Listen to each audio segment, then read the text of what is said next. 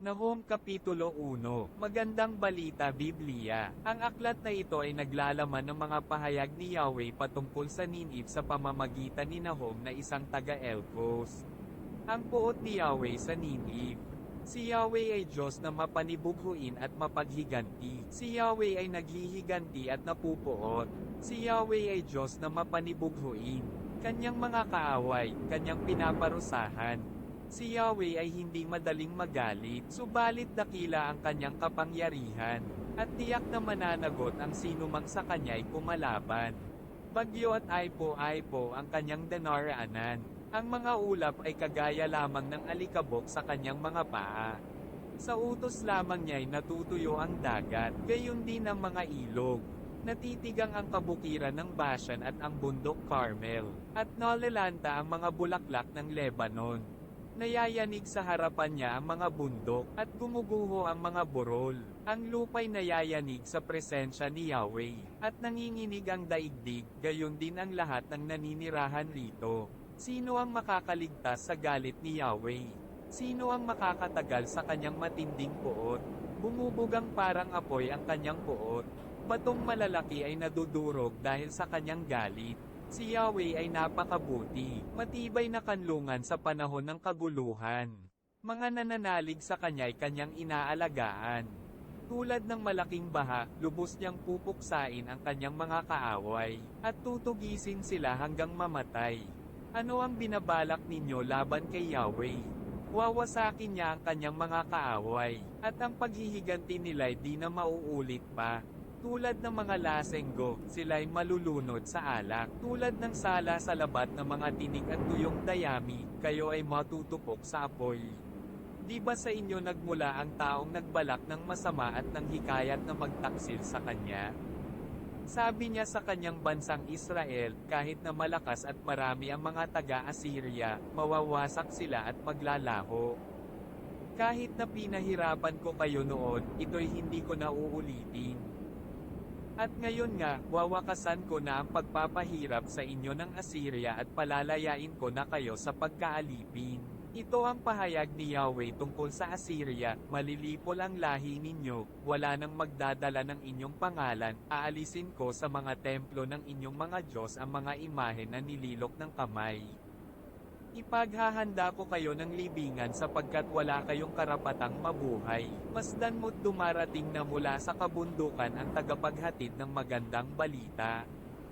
Nasa daan na siya upang ipahayag ang kapayapaan. Ipagdiwang ninyo, mga taga-Juda, ang inyong mga kapistahan, at tuparin ninyo sa Diyos ang mga ipinangako ninyo sa Kanya. Hindi na kayo muling sasakupin ng masasama sapagkat lubusan na silang nawasak. Nahum Kapitulo 2, Ang pagbagsak ng Nineve. Nineve, sinasalakay na kayo. Dumating na ang kapangyarihang wawasak sa inyo.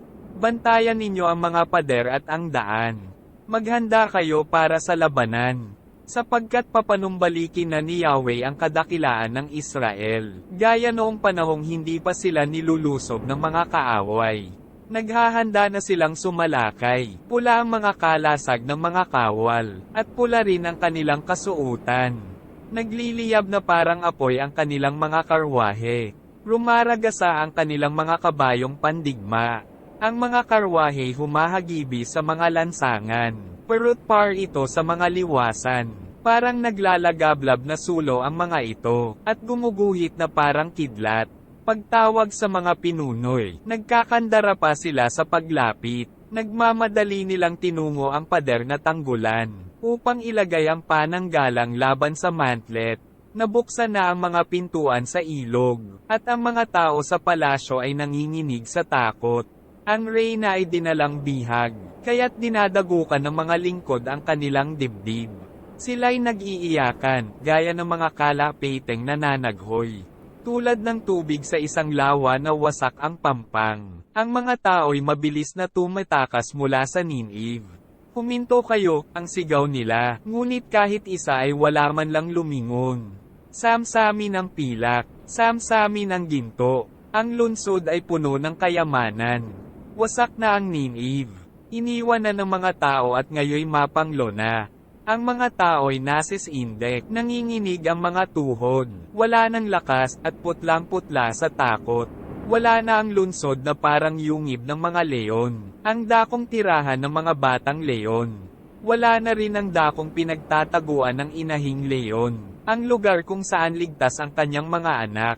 Pinatay na ng leon ang kanyang biktima, at nilapa ito para sa kanyang asawa at mga anak, na puno ng nilapang hayop ang kanyang tirahan. Ako ang kalaban mo, sabi ni Yahweh na makapangyarihan sa lahat.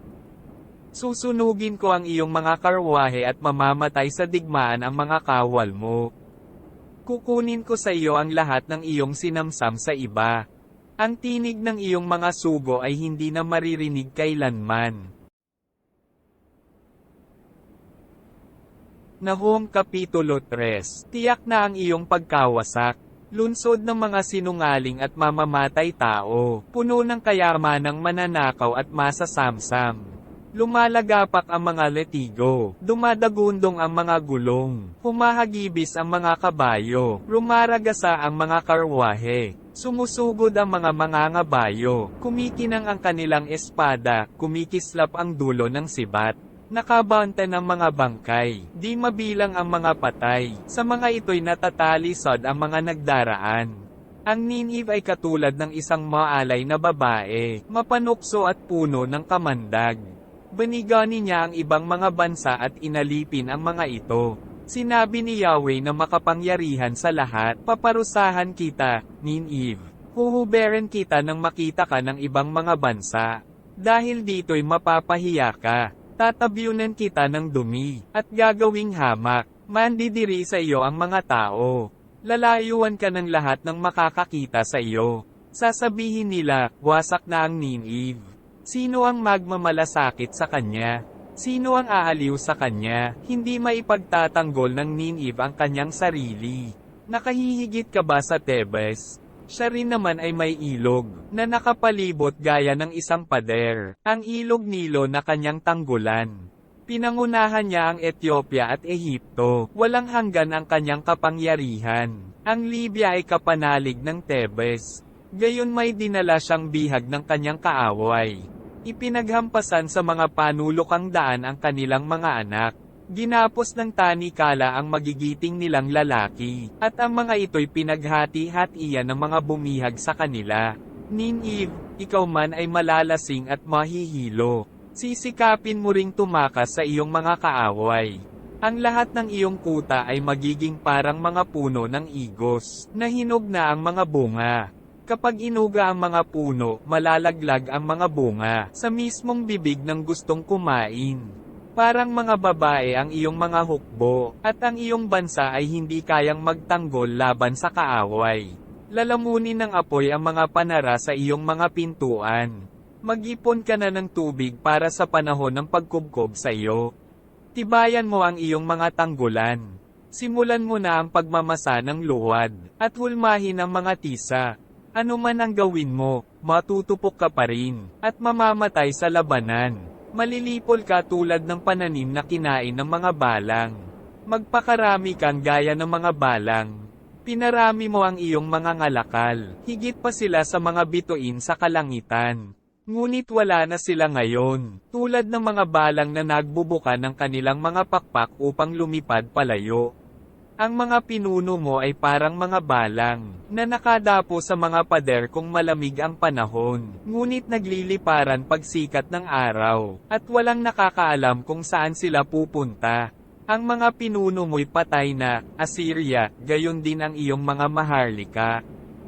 Nagkalat sa parang ang iyong mamamayan at walang magtipon sa kanila. Wala man lang gumamot sa iyong sugat na malubha at nagnanaknak. Lahat ng makabalita sa sinapit mo ay natutuwa at pumapalakpak sapagkat ginawan mo silang lahat ng napakasama.